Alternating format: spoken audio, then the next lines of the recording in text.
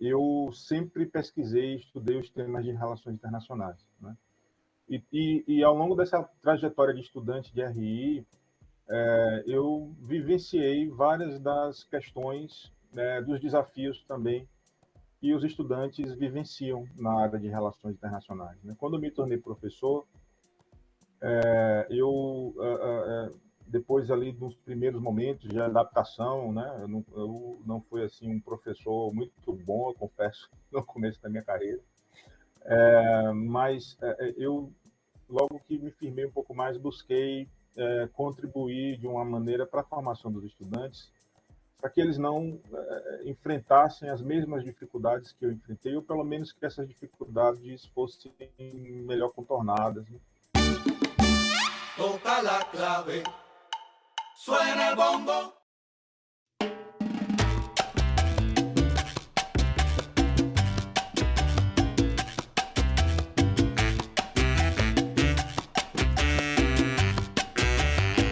Bom, primeiro, eu quero te agradecer pelo convite. Para mim é uma satisfação muito grande estar batendo esse papo com você. Aliás, a gente não batia tantos papos assim, né, quando você era estudante, por conta das rotinas, mas eram sempre papos interessantes. E depois que você saiu, às vezes que a gente conversou, também foram papos muito interessantes. E fico feliz pelo convite e por poder compartilhar um pouquinho de minha experiência, meu conhecimento com sua audiência, com seu público. Espero que seja útil, que a galerinha goste aí.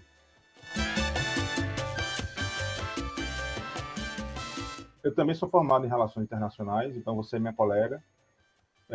Essa foi minha primeira graduação. Na época de estudante de RI, assim, no segundo ano, eu resolvi fazer uma segunda graduação ao mesmo tempo. O RI sempre foi a minha primeira opção. Mas eu vi um ou outro colega de sala que tinha, assim, essas pessoas tinham tomado essa decisão de fazer dois cursos ao mesmo tempo e eu nunca tinha concebido aquilo, nunca tinha pensado naquilo como uma possibilidade, né? Eu tinha uma visão muito, vamos dizer, tradicional, né? Escolhi esse curso, vou me formar nessa área, vou atuar com isso e minha vida vai seguir a partir disso. Então, no segundo ano, eu comecei uma graduação em administração na UNEB, concomitantemente ao curso de RI, que era no matutino, e eu fazia a segunda graduação no noturno. Naquela época, hoje eu não sei como é que está o curso da UNEB aqui de Salvador, mas naquela época o curso da UNEB de ADM tinha no último semestre, no último ano, uma concentração, você podia escolher o conjunto de disciplinas que você cursaria naqueles últimos semestres, e tinha uma área de concentração em comércio internacional e comércio exterior.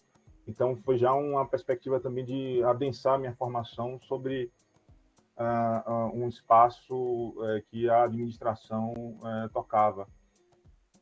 Mas eu percebi que a vida de estudante andando de ônibus em Salvador naquela época, não sei se mudou muito não, apesar do metrô, enfim, era uma coisa muito complicada e eu percebi que meu rendimento em relações internacionais estava diminuindo e eu preferi fazer um bem feito a fazer dois, mais ou menos, né?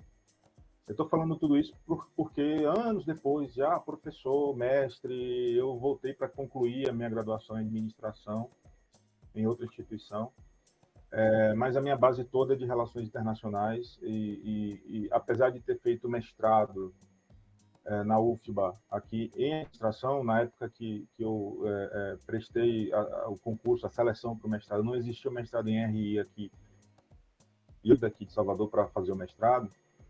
E depois, pela mesma razão de não existir à época o doutorado em RI em Salvador, eu continuar em administração estudando, estou finalizando minha pesquisa, é o que eu estou fazendo agora, é a tarefa a qual estou me dedicando integralmente, praticamente agora. Eu sempre pesquisei e estudei os temas de relações internacionais, né? E ao longo dessa trajetória de estudante de RI, eu vivenciei várias das questões, né, dos desafios também que os estudantes vivenciam na área de relações internacionais, né? Quando eu me tornei professor, depois ali dos primeiros momentos de adaptação, né, eu não fui assim um professor muito bom, eu confesso, no começo da minha carreira, mas eu logo que me firmei um pouco mais, busquei contribuir de uma maneira para a formação dos estudantes, para que eles não enfrentassem as mesmas dificuldades que eu enfrentei, ou pelo menos que essas dificuldades fossem melhor contornadas, né? E esse pensamento norteou também a minha visão quando eu me tornei coordenador do curso e fiquei nessa função por uma década ininterruptamente.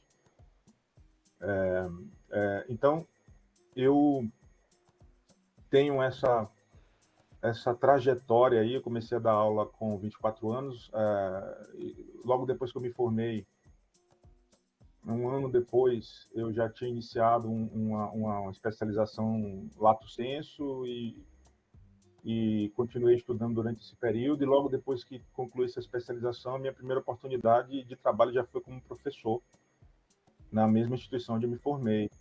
Então, assim, eu já comecei na vida acadêmica. Era uma oportunidade que eu vi na época e eu achei que podia ser bom para mim, ia ganhar um dinheiro, etc. Mas depois eu percebi que eu, aos poucos, fui gostando daquilo e continuei, né? E pretendo continuar. Continuo, na verdade, a rigor, continuo nesse caminho.